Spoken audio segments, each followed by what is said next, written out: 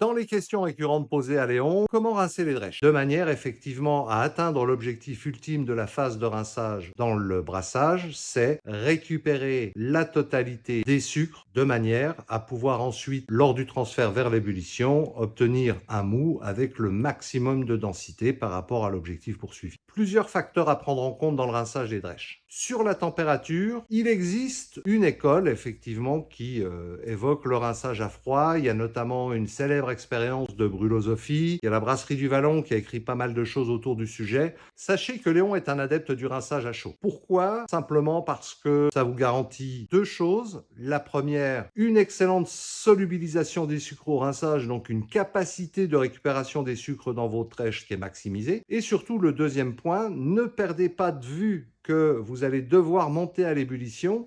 Donc les degrés que vous n'avez pas dans cette phase de rinçage, il faudra finalement les récupérer sur votre durée de montée en température. Point d'attention, le rinçage, sa bonne fourchette de température, c'est 75-78 degrés. Un chouïa plus si vous considérez que vous avez une perte calorifique un peu significative entre votre cuve de rinçage et votre cuve d'empâtage, mais jamais au-delà de 80 degrés. Vous risqueriez d'extraire des tanins de vos drèches.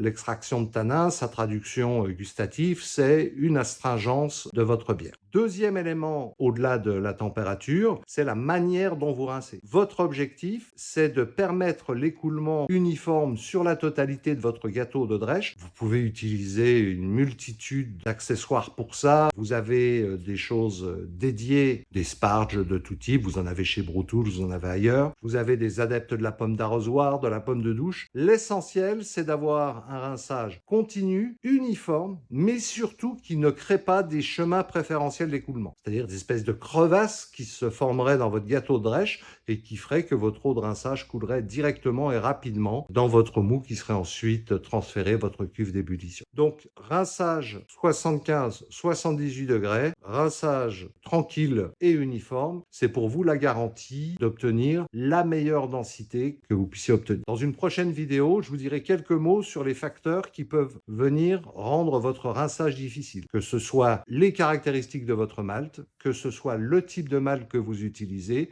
et éventuellement comment y remédier.